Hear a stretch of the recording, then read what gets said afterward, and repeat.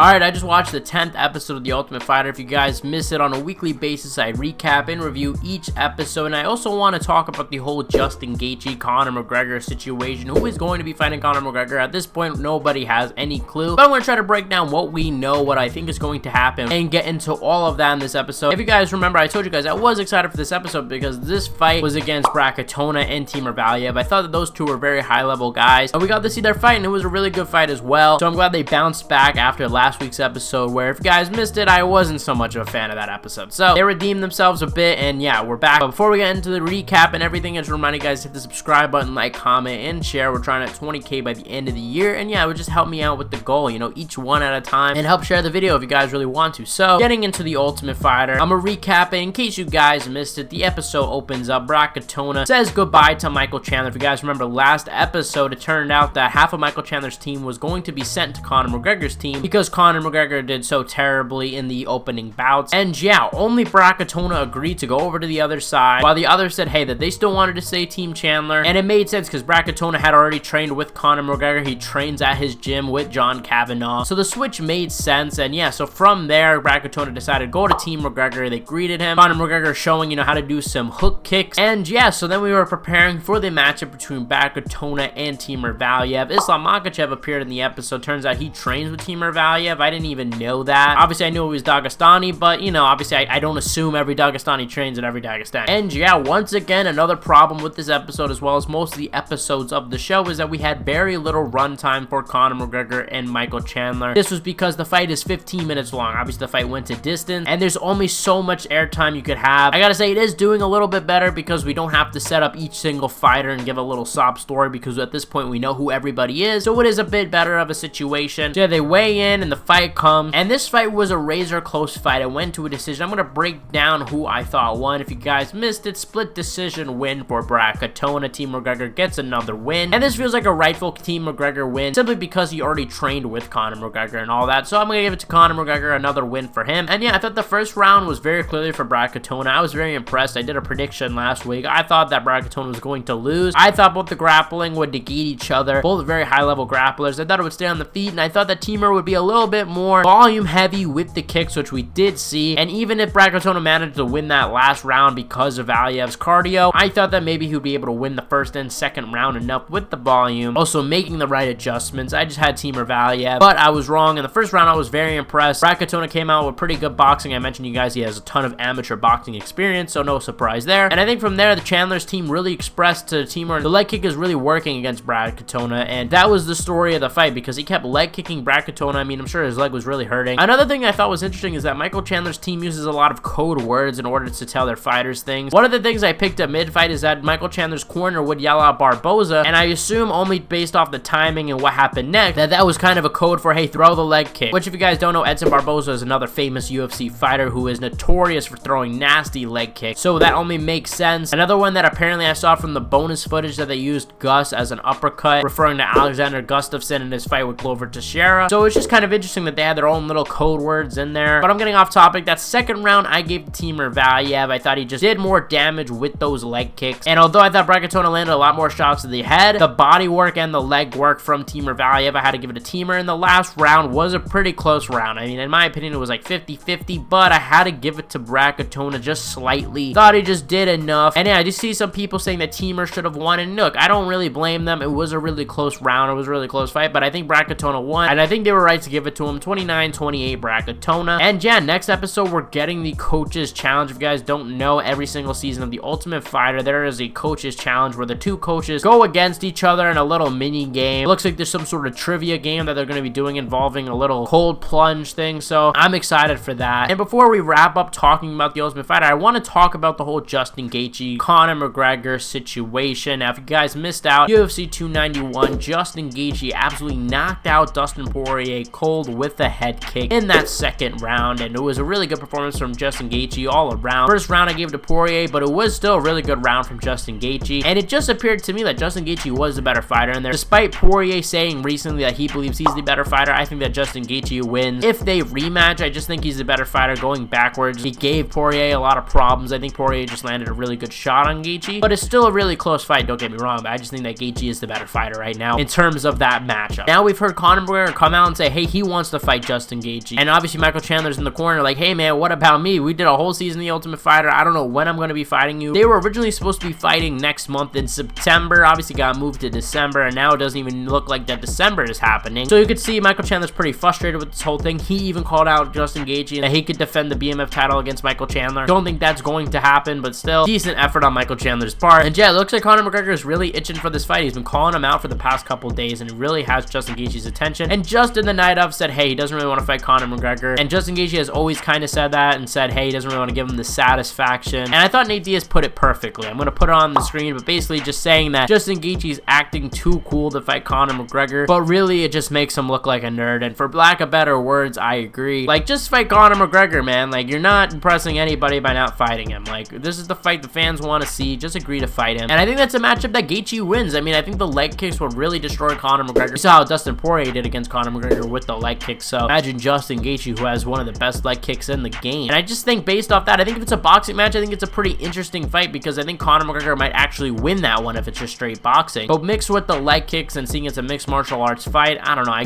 think I got Gaethje in that one. But does he fight Chandler? I think the fight still happens. When it happens, I used to say December, but now I'm not so sure. This is the first time I'm saying I'm not sure. Because even Michael Chandler saying, hey, it might not happen in December, and that to me is a pretty clear sign that talks behind the scenes are leaning towards maybe a January date or a February date. Who knows? I mean, it'll just be super disappointing if this fight just doesn't happen. I mean, I will pretty much rage because I basically watched the season for absolutely no reason. So I hope the fight takes place at some stage. However, the whole thing is very frustrating, and it's frustrating for me, so I can only assume for Michael Chandler, the poor guy. And this is why it kind of sucks. This is why I would have preferred if they fought in September, because the landscape of the lightweight division changes on a day-to-day basis. You can't expect the lightweight division to stay from year to year, right? Because at this point, by the time Conor McGregor fights Michael Chandler, the talks of them fighting would have been happening for a year. The Michael Chandler fight is so outdated, and by the time it happens, it's like, are we even excited anymore? Or are we going to be left saying, hey, he should have fought Dustin Poirier again, or he should have fought Gaethje, or he should have went for the trilogy with Diaz? Like, what is the landscape going to look like by the time he fights Chandler? And I feel like we're going to start saying, hey, we'd rather see him fight somebody else, and it's like, we're going to just see him fight Michael Chandler when nobody is excited for that matchup. And it's unfortunate for especially Michael Chandler. I feel bad for him. If it happened in September, think about it. It would have been happening next month, and maybe in January we see Gaethje versus Conor McGregor. Islam would have fought Volk. All of it would have made sense. It would have been perfect, and then the winner of Gaethje versus McGregor fights the winner of Volk versus Islam/Charles. A lot of what ifs, but you get what I'm trying to say. It would have all made sense timeline-wise, and all things considered, it's just super unfortunate, and that's the overall message for this video. But I think I'm going to wrap it up here, guys. Let me know what you guys think in the comment section below. Do you guys think that Conor McGregor is going to be fighting Michael Chandler, Gaethje, nobody, Poirier again? Honestly, if I were to make any matchup, I think it's time to make Poirier versus Conor McGregor 4. I would rather see that fight. I wanted him to coach The Ultimate Fighter because I think him and Dustin would have really good back and forth. I think Dustin Poirier has the better trash talk than Michael Chandler, but we'll see. I think it just makes sense based on where both guys are. Poirier coming off of a loss. It just seems to make sense, all things considered. But guys, let me know what you guys think in the comment section below. Thank you guys for watching. You guys are the best fan base in MMA. Please hit the subscribe button because we're trying to 20K by the end of the year. Thank you guys for watching. I'll see you guys